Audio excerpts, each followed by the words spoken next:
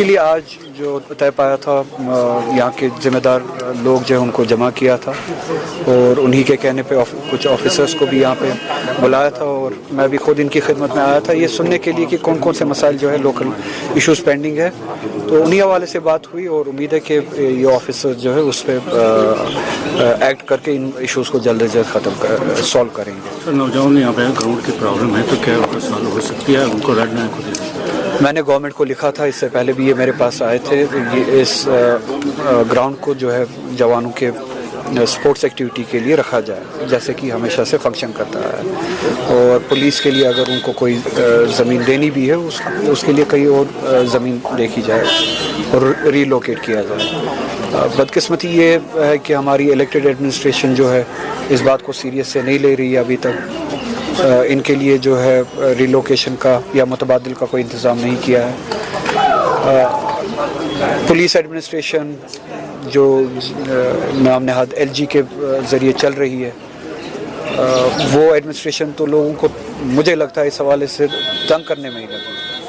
جہاں پہ ایک سپورٹس ایکٹیویٹی دہائیوں سے ہو رہی ہے, سپورٹس ایکٹیویٹی کے لیے زمین کو پلے گراؤنڈ کے لیے یوز کیا جاتا ہے, وہاں سے ہٹا کے پھر آپ لوگوں کو کیا متبادل دے رہے ہیں؟ اگر متبادل نہیں دے رہے آپ وہاں سے لوگوں کو کیوں ہٹا رہے ہیں, جوانوں کو کیوں ہٹا رہے ہیں؟ پولیس کے پاس بہت سارا پیسہ ہے, ایڈمنسٹریشن کے پاس بہت سارا پیسہ ہے. پچھلے ہی بجٹ میں آپ نے سنا ہوگا 10,000 کروڑ کے قریب جو الوکیشن تھی صرف پولیس کے لیے تھی, اس بارے میں نے پارلیمنٹ میں بھی بات کی. تو ہزاروں کروڑ جو ہے پولیس کے لیے, جموں کشمیر پولیس کی میں بات کر رہا ہوں, پولیس کے لیے الوکیشن ہوتی ہے الگ سے. تو اتنے ہزاروں کروڑ میں سے یہ کہیں پہ زمین نہیں خرید سکتے. یہ ضروری ہے ستانا ہمارے بچوں کو, یا بچوں کو ہی کہیں پہ متبادل دے, پلے گراؤنڈ دے. تو انہیں ان چیزوں سے باز آنا چاہیے. پھر یہ کہتے ہیں کہ جو لوگ جو ہے وہ ایجیٹیٹ ہوتے, ایجیٹیٹ کرانے کے ریزن آپ ہیں, ذمہ دار آپ ہیں. تو میں آپ کے وساطت سے پولیس ایڈمنسٹریشن سے پھر سے یہ کہنا چاہوں گا اس گراؤنڈ کو جو ہے پلے گراؤنڈ کے حوالے سے ہی استعمال ہونے دیں. اور پولیس کے لیے اگر آپ کو زمین کی ضرورت ہے, آپ کے پاس پیسہ بہت ہے, کہیں پہ اور جا کے آپ ریلوکیٹ کریں یا کہیں پہ انہی کو ریلوکیٹ کر کے زمین دیں یہ جہاں پہ پلے گراؤنڈ اسٹیبلش کریں, بچوں کو نہ ستائیں. سر 1.5 سال ہو گیا, ابھی ریزرویشن کا معاملہ ہے کیوں کا؟ میں نے کل ہی اس بارے میں بات کی ہے. دوسرا سوال ہے راول جی 370 اور اسٹیٹ ہوڈ کو لے کے گورنمنٹ بات ہی نہیں کر رہی ہے. گورنمنٹ کیا کو دکھ نہیں رہی ہے, گراؤنڈ لیول پہ کوئی بات ہی نہیں کر رہا اس کے ریلیٹڈ. میری ان کے ساتھ اور ان کی میرے ساتھ ان کی وہ تو اب مجھ سے نفرت ہی کرتے ہیں. میری ان کے ساتھ ڈفرینسز ہیں اسی بات پہ کہ انہوں نے 370 کو جو ہمارا پرائمری اور پرنسپل پرومس ہے لوگوں کو کہ ہم وہ لڑائی لڑیں گے. ہم میں سے کسی نے یہ نہیں کہا کہ آپ ہمیں ووٹ دیجئے اور دوسرے دن ہم 370 لے کے آئیں گے. ہم نے 2024 کے الیکشن میں, اسمبلی الیکشن میں یہ وعدہ کیا لوگوں سے کہ ہم 370 کی واپسی, ان پروٹیکشنز کی واپسی کی لڑائی لڑیں گے, اور جو کنسٹیٹیوشنل پروٹیکشنز تھے اس ریاست کے ان کی واپسی کے لیے ہم انسٹیٹیوشنل لڑائی لڑیں گے. اس گورنمنٹ نے بدقسمتی سے وہ لڑائی چھوڑ دی اور اسی لیے لوگ بھی ناراض ہیں اور میں بھی اسی ناراضگی کو ہی ریفلیکٹ کرتا ہوں. اسی لیے میری ڈفرینسز ہیں ان کے ساتھ. پھر انہوں نے کہا اسٹیٹ ہوڈ, میں نے اندر بھی اسی حوالے سے بات کی. جموں کشمیر کے لوگوں نے اسٹیٹ ہوڈ کے لیے ووٹ نہیں دیا. اگر اسٹیٹ ہوڈ کے لیے ووٹ دینا ہوتا تو بی جے پی کو ووٹ دیتے. جموں کشمیر کے لوگوں نے پروٹیکشنز کے ساتھ, کنسٹیٹیوشنل گارنٹیز کے ساتھ ریسٹوریشن کے لیے ووٹ دیا. اسٹیٹ ہوڈ کے لیے بی جے پی نے بھی پھر الیکشن کیمپیننگ میں پرومس کیا تھا, آن دا فلور آف پارلیمنٹ بھی پرومس کیا تھا. اگر لوگوں کو, جموں کشمیر کے لوگوں کو اسٹیٹ ہوڈ کے لیے ووٹ دینا تھا تو بی جے پی کو ووٹ دیتے. اس آئیڈیا کو ریجیکٹ کیا لوگوں نے. پھر ہماری جماعت جنہوں نے 370 کے نام پہ, پروٹیکشنز کے نام پہ ووٹ لیا, پھر کہا کہ ہم اسٹیٹ ہوڈ کی لڑائی لڑیں گے. وہ بھی زیادتی تھی, وہ بھی غلط تھا, وہ بھی کمپرومائز تھا مینڈیٹ کے ساتھ. چلیے 2 منٹ کے لیے میں ان کا آرگیومنٹ مانتا ہوں, وہ اچیویبل ہے, اس کی لڑائی لڑیں گے.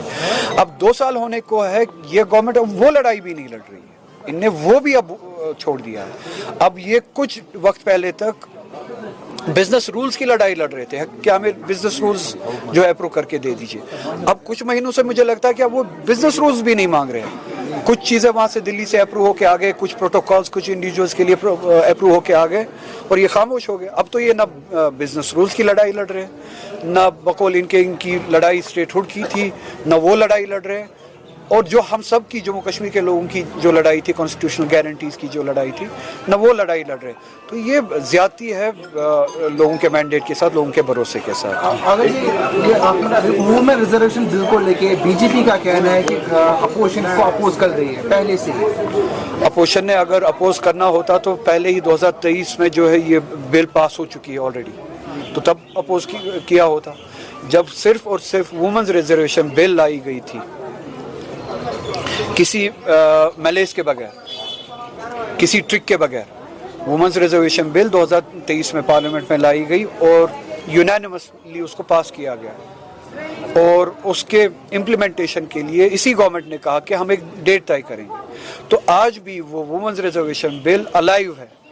انہوں نے پرسوں جو کوشش کی وہ وومنز ریزرویشن بل کی آڑ میں ڈی لیمیٹیشن, نام نہاد ڈی لیمیٹیشن, جس ڈی لیمیٹیشن کے نام پہ یہ جری مینڈرنگ کرنا چاہتے تھے, وہی جری مینڈرنگ جو انہوں نے کشمیر میں کیا کمیونل لائنز میں.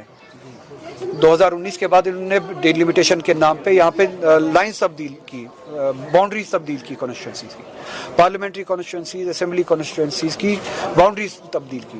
آپ جموں ریجن میں دیکھیے, آپ چناب ریجن میں دیکھیے, پیر پنجاب ریجن میں دیکھیے, کشمیر میں دیکھ لیجئے, ان نے کمیونل لائنز پہ کانسٹیٹوئنسیز کو تقسیم کیا, اور بیلنس جو ہے سوسائٹیز کا ان کو الیکٹورلی کسی ایک خاص طبقے کو کسی خاص کانسٹیٹوئنسی میں مضبوط کرنے کی کوشش کی, کسی خاص طبقے کو مذہب کے بنیاد پہ, مسلم مذہب کے بنیاد پہ ان کو کمزور کرنے کی کوشش کی. یہی جری مینڈرنگ یہ جو چاہتے تھے پورے ملک میں کرنا چاہتے تھے ڈی لیمیٹیشن کے نام پہ, کہ مائنورٹیز کے ساتھ زیادتی کی جائے, ان کو الیکٹورلی ارریلیونٹ بنایا جائے, جہاں پہ مسلم جو پرسنٹیج ہے 30-40% کے قریب ہے کچھ کانسٹیٹوئنسیز میں, وہاں پہ مسلم پرسنٹیج کو گرایا جائے, ری ڈرا کیا جائے کانسٹیٹوئنسیز کو, باؤنڈریز کو, تاکہ ان کی پرسنٹیج 5-10-20% تک رہے, اور مائنورٹیز اور بالخصوص مسلم جو ہے الیکٹورلی ڈس امپاور ہو جائے. اسی طرح سے یہ چاہتے تھے کہ سیٹس میں اضافہ کریں.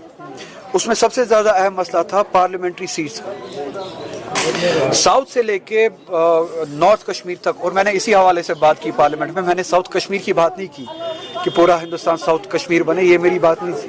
میرا مسئلہ, میرے کہنے کا مطلب یہ تھا کہ پورا ساؤتھ انڈیا اسی چیز سے گزرے جو الیکٹورلی جموں کشمیر کے ساتھ ہوا, کانسٹیٹیوشنلی جو جموں کشمیر کے ساتھ ہوا. جو نقصان جموں کشمیر کے لوگوں نے دیکھا وہ یہ ہے کہ ساؤتھ کے لوگ ریئلائز کرتے ہیں, ہندی ہارٹ لینڈ سے باہر جو لوگ ہیں وہ ریئلائز کرتے ہیں کہ اگر سیٹیں اس طرح سے بڑھائی گئی, آبادی کے تناسب کی, آبادی کے بنیاد پہ اگر سیٹیں بڑھائی گئی, تو نارتھ میں ایک خاص جیوگرافی میں سیٹیں زیادہ بڑھتی ہے, ایک خاص آبادی میں ہندی ہارٹ لینڈ میں سیٹیں زیادہ بڑھتی ہے. ساؤتھ انڈیا کو اس کا نقصان اٹھانا پڑے گا, بنگال کو, نارتھ ایسٹ کو اس کا نقصان اٹھانا پڑے گا, اسی طرح سے جموں کشمیر جیسی ریاست کو اس کا نقصان اٹھانا پڑے گا. ہم چھوٹی ریاست ہیں, اس کا مطلب یہ ہے کہ پرسنٹیج جو ہے شفٹ ہو جائے گا, پاور جو ہے شفٹ ہو جائے گا پارلیمنٹ میں. 400 کے قریب یہ جو 4-5 ریاستیں ہیں جن میں بہار, اتر پردیش, گجرات, راجستھان, مدھیہ پردیش ہے, پارلیمنٹ میں ان کے پاس 400 کے قریب سیٹیں ہوں گی.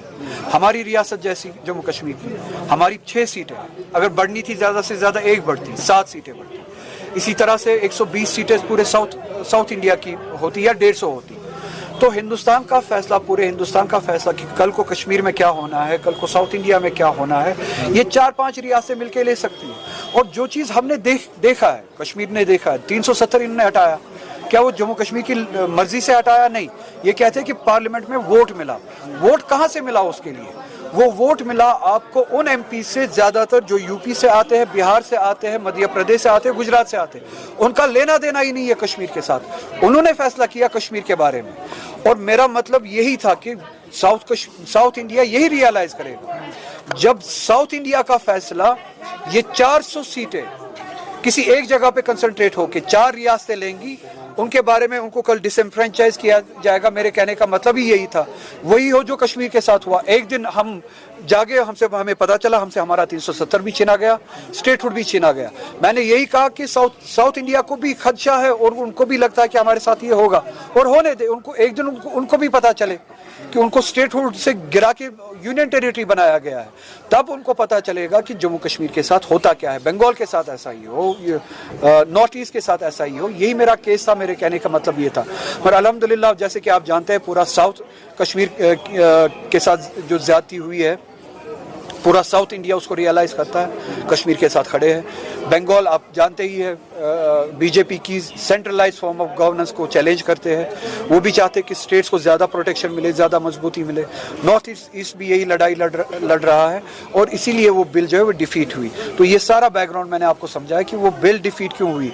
वुमेन्स रिजर्वेशन की बिल जो है वो डिफीट नहीं हुई। हमने कल भी यही कहा, पार्लियामेंट में सारी जमातों ने, सारी पॉलिटिकल पार्टीज ने, आप फिर से अगर ये बिल लाना चाहते हैं, वुमेन्स रिजर्वेशन का अलग से लाना चाहते हैं, तो डिलिमिटेशन को इससे अलग कर दीजिए। आज शाम को बिल ले आइए, हम इसको उस बिल को उसी तरह से पास करेंगे जिस तरह से पहले बिल को पास किया है। और ये जेरीमैंडरिंग था, इन्होंने कोशिश किया पूरे मुल्क को बेवकूफ़ बनाने की, पार्लियामेंट को बेवकूफ़ बनाने की, और अल्हम्दुलिल्लाह पूरा मुल्क जो है वो समझदार साबित हुआ और पार्लियामेंट भी समझदार साबित हुआ, मोदी के इस स्कीम को डिफीट दिया। एशियन किड्स बड़ी ब्राह्मणा आपके बच्चों के लिए है एक परफेक्ट चॉइस, क्योंकि यहाँ आपके बच्चों को मिलेगी सेफ्टी के साथ साथ क्वालिटी एजुकेशन। यहाँ आपके बच्चों को मिलेगा एजुकेशन के साथ साथ टॉयज के साथ खेलने का मौका, यानी फुल मस्ती और पढ़ाई भी। साथ ही आपके बच्चे को दिया जाएगा बड़ी LED स्क्रीन के साथ एक्टिविटीज़ करने का मौका, क्योंकि एशियन किड्स स्कूल में बच्चे नहीं होते हैं बोर। यहाँ आपके बच्चों को करवाई जाएगी इंडोर स्विमिंग पूल में बोटिंग, जबकि एयर कंडीशनर क्लासरूम में बच्चों का मन रहेगा बिल्कुल फ्रेश और तनाव मुक्त।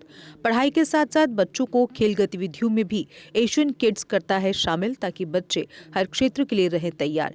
यहाँ हम मात्र आपके बच्चों को एजुकेशन ही नहीं देते, बल्कि उनके हुनर को भी पहचान देते हैं। रंगारंग कार्यक्रम और बड़ा इंडोर ऑडिटोरियम जहां होती रहती हैं कई प्रकार की एक्टिविटीज़। हम आपके बच्चों को एक सोल्जर की तरह भविष्य की चुनौतियों के लिए करते हैं तैयार, जबकि हर क्षेत्र से आपके बच्चों को स्कूल तक लाने के लिए हमारे पास है बेहतरीन ट्रांसपोर्ट फैसिलिटीज़। और आपके बच्चे की सुरक्षा को देखते हुए पूरे स्कूल परिसर को CCTV सर्विलांस से किया गया है लैस, ताकि आप पूरी तरह से तनाव मुक्त होकर बच्चों को शिक्षा लेने दें। तो फिर किस बात की है देर, आज ही एशियन किड्स में विजिट करें, क्योंकि हमारे यहाँ एडमिशन ओपन हो चुके हैं और लिमिटेड सीट्स ही अवेलेबल है। हमारा पता है Asian kids near Bharti public school, बड़ी ब्राह्मणा। Mobile number 7006135171 9149725087। मैं managing director Asian kids fresher बच्चों के पेरेंट्स से खास तौर पर अपील करना चाहूँगा कि वो अपने बच्चों की एडमिशन कराने से पहले एक बार एशियन किड्स जरूर विजिट करें, आपको अच्छा लगेगा। थैंक यू, धन्यवाद। जम्मू कश्मीर की खबरों के लिए जुड़े रहिए GK अपडेट के साथ।